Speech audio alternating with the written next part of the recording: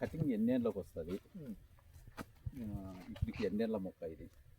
ఇది ప్రస్తుతానికి ఈ వెంచర్ వచ్చేసి 4వ venture, SPP Sai properties private limited వారివి 4వ వెంచర్ కృష్ణాపురం. ఈ వెంచర్లు దాదాపు 150 ఎకరాలు, అంటే రోడ్డు అటుపక్క 75 ఎకరాలు ఉంది, ఇటుపక్క 75 ఎకరాలు ఉంది. ఇవి దాదాపుగా ఈ వెంచర్లో ఉన్న ఈ మొక్కలు ఇప్పటికి ఈ చెట్లు వచ్చేసి చెట్ల రూపంలోకి వచ్చేపాటికి 5 సంవత్సరాలు అయింది అనమాట. ఇవి చాలా ఇంటర్నేషనల్ మార్కెటింగ్ లో దీనికి వాల్యూ ఎక్కువ. ఇప్పుడు దాదాపు ఈ చెట్టు యొక్క చుట్టుకొలత వచ్చేసి దాదాపు 21 ఇంచు ఉంటుంది. ఇది 5 years ఎర్రచందనం చెట్టు. ఈ వెంచర్ వచ్చేసి 4వ వెంచర్ కృష్ణాపురము. దీని యొక్క చుట్టుకొలత సుమారుగా 20 ఇంచు ఉంటుంది. ఇది ఎర్రచందనం అనేది అంతర్జాతీయ మార్కెట్లో దీనికి వాల్యూ ఎక్కువ ఉంటుంది. టన్ను వచ్చేసి 3 కోట్ల రూపాయలు ఉంటుంది.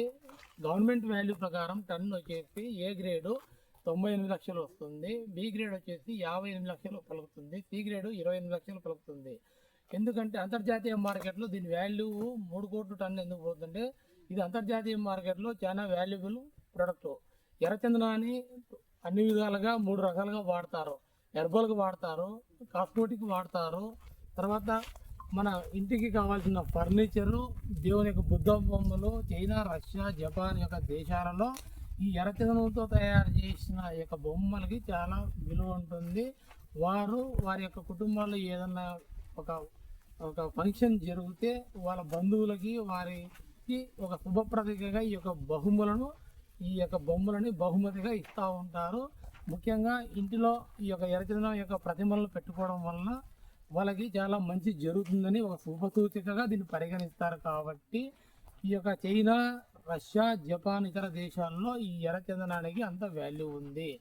ముఖ్యంగా ఈ ఎర్రచందనానికి సర్వరోగ నివారణ అంటారు. ఇది ప్రపంచంలో భూమి మీద ఎక్కడ కూడా పండదు. ఒక రాయలసీమ జిల్లాలో ప్రకాశం, నెల్లూరు, చిత్తూరు, అనంతపురం, కడప జిల్లాల్లో మాత్రమే ఈ యొక్క ఎర్రచందనం యొక్క పంట అభివృద్ధి చెందుతుంది. ఇది శేషాచలం యొక్క అడవులు మరియు లంకమల్ల అడవులు మరియు ఈ యొక్క నల్లమల్ల అడవులలో మాత్రమే ఈ యొక్క పంట వస్తుంది. ఇది కూడా వర్షపాతం తక్కువ ఉన్న ఈ యొక్క ప్రాంతాల్లో, కొండ ప్రాంతాలలో ఆ యొక్క ఎర్రనేల భూములని సాయిల్ అంటే నేలను మట్టి టెస్ట్ చేసి అక్కడ వెంచర్గా పరిగణిస్తారు. అలాంటి చోట్లనే ఈ యొక్క ఎర్రచందనము పంట వస్తుంది. కావున ఇక్కడ ఎవరైతే ఎర్రచందనము పండించే వాళ్ళకి రైతుగా గుర్తిస్తారో ఈరోజు ఈ చిన్న పెట్టుబడి పెట్టడం వల్ల ఏంటంటే రాబోయే రోజుల్లో వాళ్ళు భావితరాలకు తరతరాల రాబడి ఇస్తూ కోటేశ్వరులుగా పేరు పొందుతారు. ఇది ఒక దీని కాన్సెప్ట్.